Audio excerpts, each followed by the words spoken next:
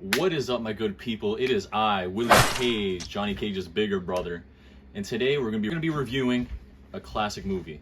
What is that classic movie? Well, if you read the title right, it's gonna be Rob Zombie's Halloween. All right, so with this movie, Rob Zombie's Halloween, it gets a lot of bad rep in the horror community. A lot of people don't like it. Some people wish it was never made, and some people just ignore it entirely. But not I, though. I appreciate the movie, and I really enjoy it. But before we form any opinions, let's get into it, right? Let's see if it deserves the hate or if it doesn't deserve the hate. Alright, so we've all seen John Carpenter's Halloween. If you haven't, then you probably live under a rock. And I do recommend you go see it.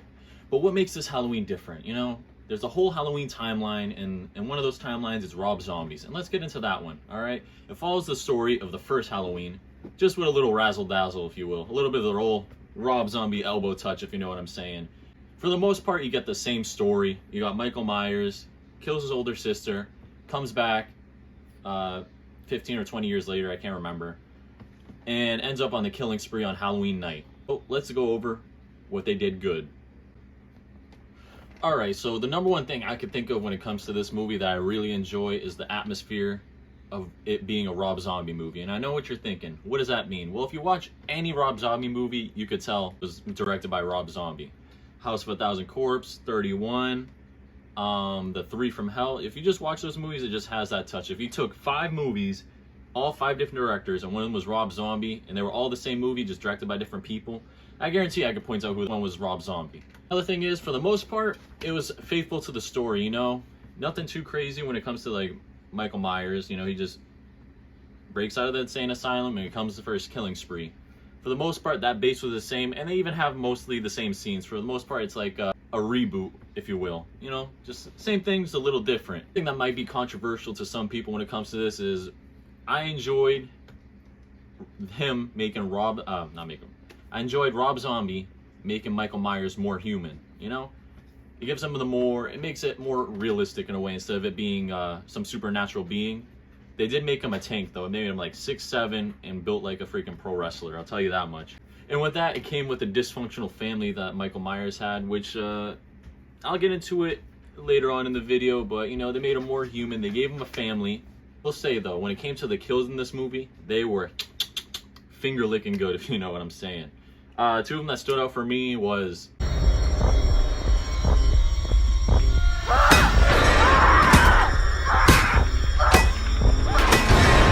second one, actually, another good thing about this movie is it has Danny Trejo in it.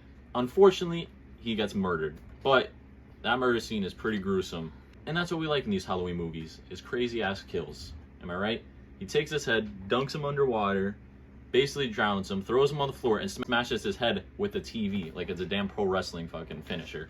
Another interesting take they had on this Michael Myers that I really enjoyed was that he wasn't trying to kill Laurie Strode originally. Like, his first instinct was to get to Laurie Strode because he wanted to reunite this family bond that he had with her. But we get onto later on in the movie, and she kind of ain't want that, but we'll get that to later in the video. And now we're going to talk about the bad. Alright, so when it comes to the bad stuff in this movie, I can think of a few things off the dome piece that I don't have written down. When watching this movie, it feels more of like a updated Rob Zombie version instead of Rob Zombie's own take, if you know what I mean.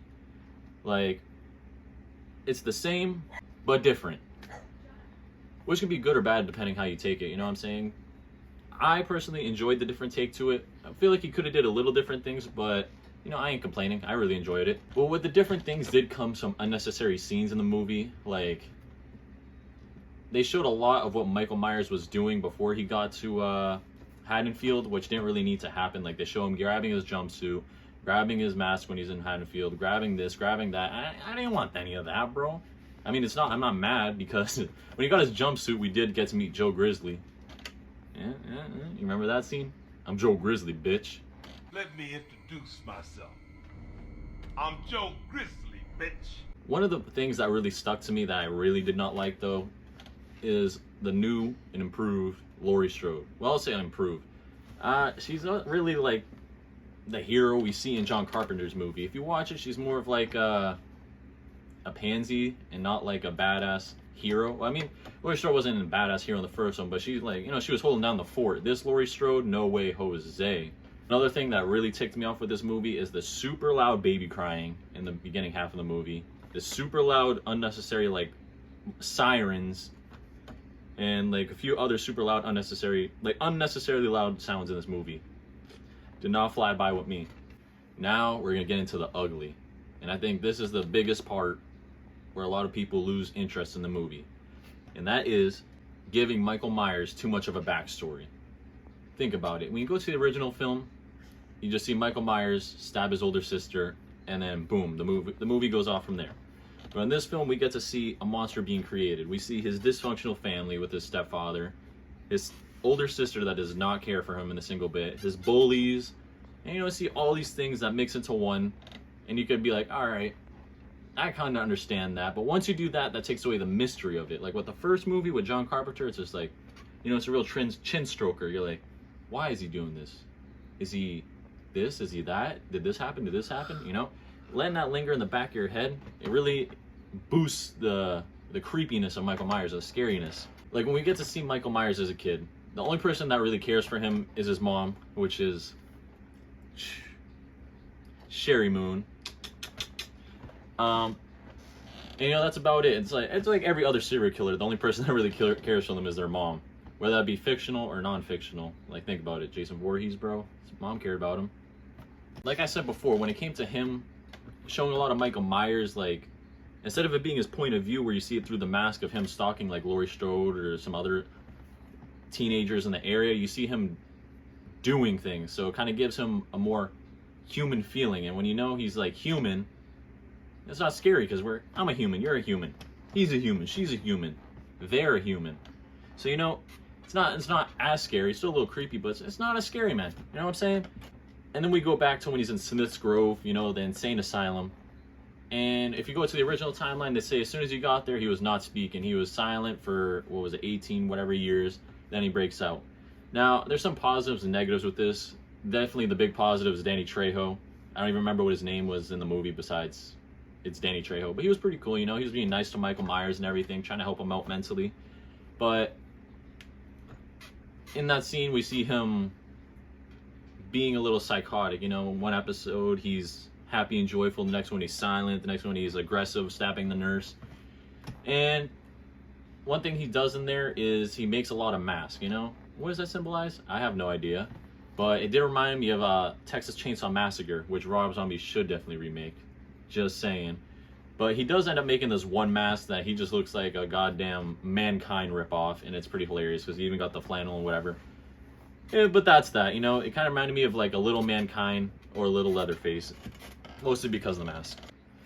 Alright, a few last bones I have to pick with this movie is Laurie Strode in her battle with Michael Myers. In the first movie, they have a couple battles, you know, and Laurie overcomes them until the end where Loomis comes and saves her. But in this movie, bro, Michael Myers just fucking manhandles her, bro. Like, unbelievably just claps her. The only time she fights back is when he's showing her the picture of them when they were younger and she didn't understand, and she kind of like snuck in a little stab. But other than that, fucking Michael Myers, like, royally fucking beat her down. Which kind of sucks, because in this movie, it's more of a cat and mouse. And in the first movie, it was like cat and large rat, you know? Like, the cat, if you leave them, the cat's going to kill it. But, you know, the rat's going to get some good things in, you know? Another thing I did not like. Michael Myers in the first movie, well, he didn't die, but when Loomis came to save the day, he shot him 6 times. Boom, boom, boom, boom, boom. Falls off the cliff. And then he disappears. This movie, he only got shot 3 times by Dr. Loomis, and he gets up and eats those. Speaking of, when Loomis comes into the picture, he's less of the...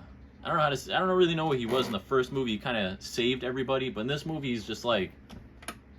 I don't even know. He wasn't like the same hero, to say, but he just gets instantly clapped. Like, he sacrifices himself for Laurie, I guess, and he just gets, like, Kane and Undertaker choked. And that's all she wrote on that one. So now...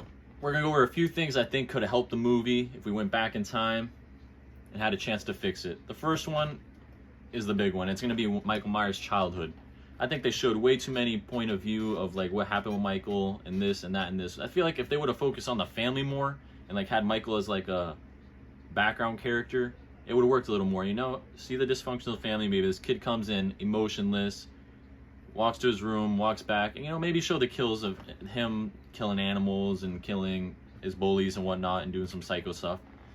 But with that also comes, I feel like they gave him way too much emotion, man. Way too much emotion for something that's supposed to be emotionless. Like, they showed him being angry. They showed him being sad and depressed when his mom was out being a stripper and his sister didn't want to go trick-or-treating with him. And they showed him just chilling, like a regular dude. We all chill. I'm chilling. And I feel like that takes away the scariness of him, Something, it's not scary. If he's chilling like a villain. You know what I'm saying? Bah, bah. So, that was my good,